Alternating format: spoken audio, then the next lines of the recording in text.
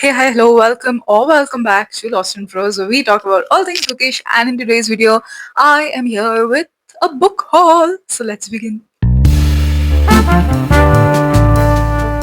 So these are basically the books that I have received over about a couple of months as part of book mails when I was in China, and also a few books that I have bought.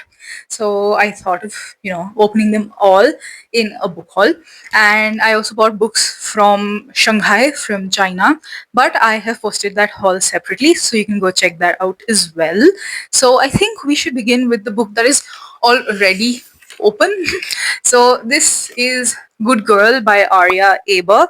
This was sent in by Bloomsbury India as part of their creator circle, and they've just recently launched it, and it's really fun. You get media copies about every month in that. So this is my first pick for the Bloomsbury Creator Circle, and look at how pretty that cover is.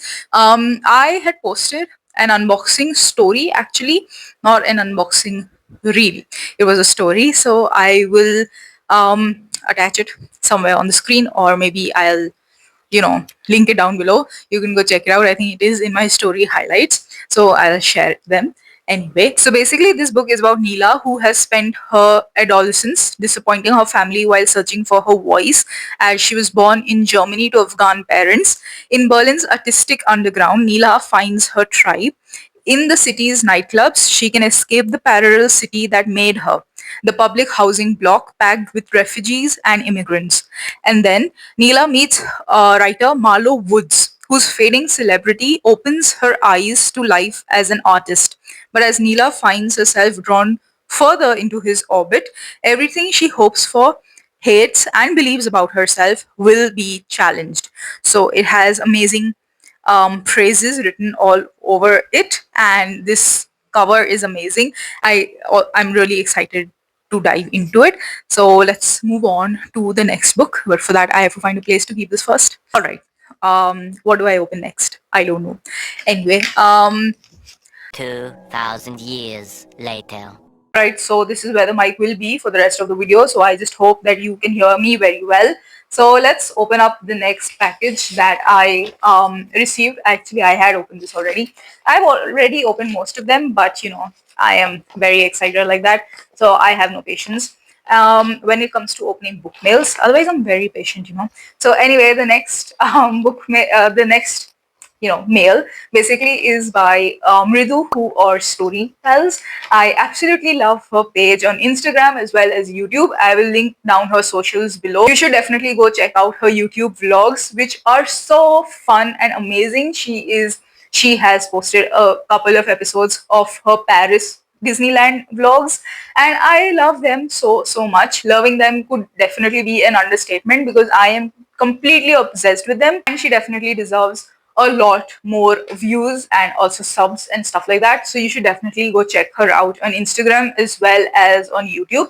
And no, I'm not just being kind. I actually really love all of her content. So basically, she is the one who sent me this lovely package. So this is a letter written by her. So handwritten letters in today's day and age is already a blessing for real. So this is something you will not get to read.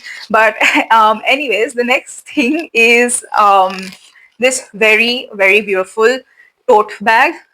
For this is about the Morisaki bookshop, Days at the Morisaki bookshop. I don't know if you've read it yet. I haven't, and I don't. I mean, but I mean, I haven't read it yet, and this is how pretty it is.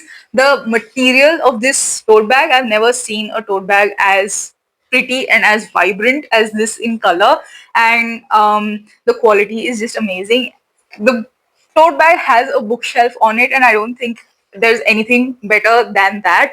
And there's also a cat over here and cat over here. So I am definitely a cat person. So this is literally a dream come true. Such a beautiful tote bag. So I really love it. And also there's actually more in this package.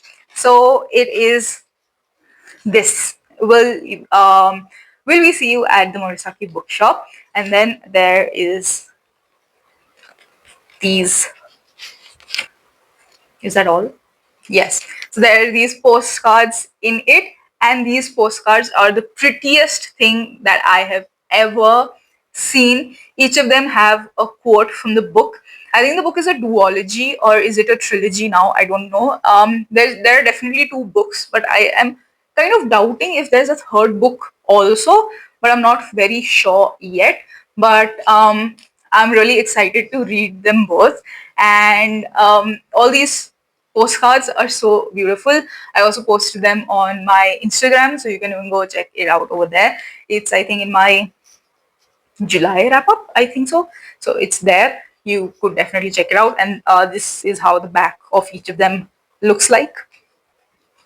So this is so pretty, and I cannot thank her enough for sending me something so beautiful like this.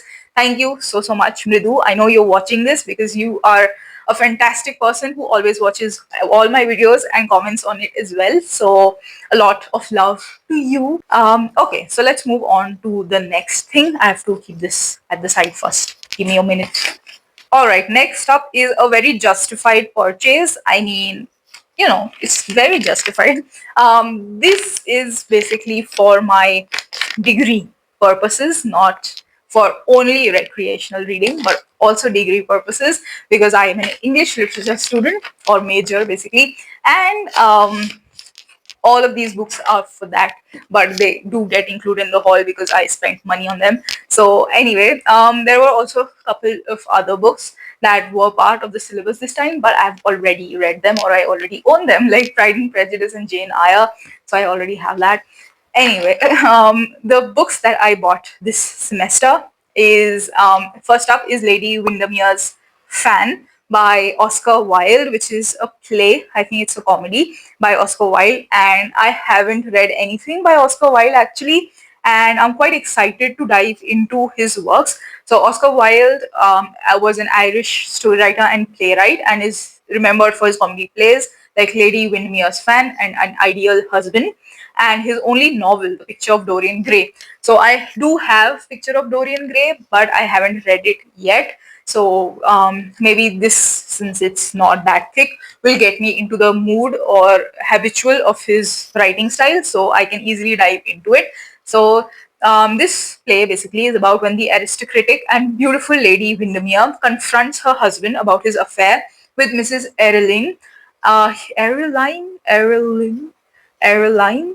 He denies the accusation, but while a secret lurking behind this association threatens to devastate Lady Windermere, Mrs. Ereline ensures the mystery is never revealed. Oh, damn. So Oscar Wilde referred to Lady Windermere's Fan as a great stage success, a drama where morality, femininity, and wit blend to expose upper class hypocrisy. So this is how thin it is. So I'm quite excited to read it.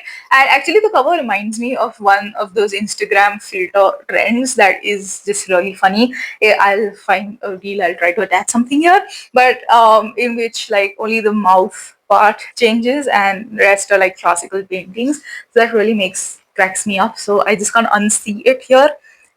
This is my first time buying a classic by this publication. This is Maple Press. Yes. So it is pretty good quality, and I think this is also like it's a complete edition. It isn't abridged. I hope it isn't. I mean, it doesn't mention that it is abridged because now it's too late. It's out of the return period anyway. So anyway, this is the first thing that I bought for part of my degree. Now, next up is George Bernard Shaw's Candida. This is a hardcover, and I always resist the urge to do this, but I mean, this is a hardcover, so at least I can do that much.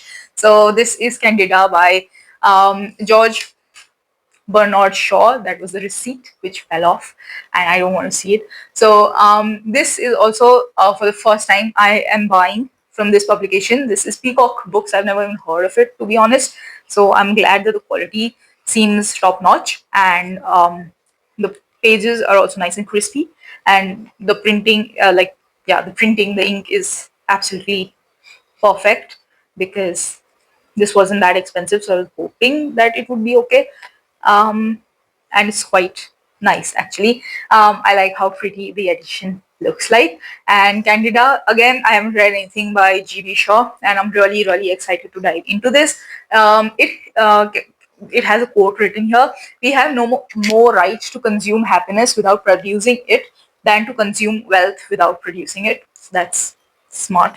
And anyway, Candida by G.B. Shaw, published in 1898, is a witty and thought-provoking play that delves into the complexities of marriage, gender roles, and societal expectations. The story revolves around Candida, a strong and independent woman torn between her devoted husband, Reverend Morrel, and the passionate young poet, Marchbanks, who falls in love with her.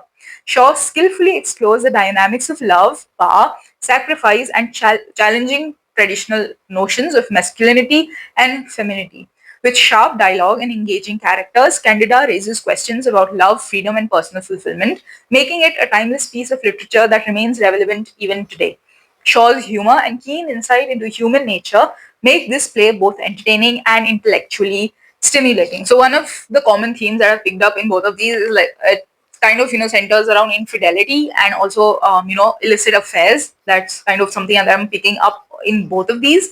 So I'm kind of excited to read both of them, and I think I may read it before the semester reaches that part. So I kind of like to do that so that I don't get spoilers when I'm actually analyzing it as part of the curriculum, because I'm in a completely different mindset when I have to study a book and then when I have to just read it for pleasure or for recreation. So that is kind of the dichotomy of being an English literature student, and it kind of hurts sometimes. But okay, we're here anyway. So this is Candida by G.B. Shaw. And the last classic that I bought for the semester is Joseph Conrad's Heart of Darkness. Can you look at how beautiful and aching that cover is, how pretty it is. This is another Penguin classic that I bought. Am I obsessed? Right. Anyway, I have already bought a couple of Penguin classics, and I just love the fact that I'm going to add all of these in my collection, and my Penguin Classic collection is growing because it is so satisfying when all these white lines align with one another, and a little small part of me just feels really, really happy. So Joseph Conrad's Heart of Darkness. I haven't actually heard a lot about Joseph Conrad, and I haven't read anything at all. So I'm also very excited to dive into something like that. And this also has a map. A map. Anyway, so the map is something that I really liked. It's cherry on the top. So it speaks about Marlowe, who is a seaman and wanderer who recounts his physical and psychological journey in search of the infamous ivory trader Kurtz. Traveling upriver to the heart of the African continent, he gradually becomes obsessed by this enigmatic wraith-like figure. Marlowe's discovery of how Kurtz has gained his position of power over the local people involves him in a radical questioning not only of his own nature and values, but those of Western civilization. A haunting and hugely influential modernist masterpiece, Heart of Darkness 1899, explores the limits of human experience as well as the nightmarish realities of imperialism. So, this is really interesting. Oh, wait, this volume contains Conrad's Congo Diary, a chronology, further reading, notes, a map of Congo, a glossary, and an introduction discussing the author's experiences of Africa, the narrative and symbolic complexities of Heart and Darkness, and critical responses to the novel. So this is quite interesting, actually. So speaking of Africa, I've also lived there for quite a few years. I think about 10 years of my early life was spent there. So I am quite excited to dive into this work. It has more than just the Heart of Darkness. So it also has the Congo Diary. So the Heart of Darkness is only about 98 pages out of this book. And then after that, the rest of them are the Congo Diary. Oh, yes. So this is just how it is. I absolutely love how pretty this is. Alright, let's move on to the next set of books. I think we are coming to the end, right? We'll see. I think I should open up this one first. So this is Blanket. Anyway, sorry. I bought a few books from Blinkit. very crinkly. So I am quite excited to share what I have. Why did I buy these books? I don't know. Just impulsive decisions. Anyway, I shouldn't have money in my hand. Anyway, if you can't trust me with your finances, so follow for more financial advice. So the first book is White Nights by Dostoevsky. Now I am so confused whenever it comes to his spellings. Honestly, Dostoevsky. So is this how the spelling is? I don't know. Is this original? Because the spelling on the internet is different, and the spelling of Dostoevsky on my Shanghai book was also different. So the internet one and the one on the Shanghai bought from Shanghai, they both have the same spelling, which is DOS to whiskey. So which is like DOSTOEVSKY. But this one, this one has a different spelling. This is DOSTOE, sorry, YEVSKY. So this doesn't seem um, pirated.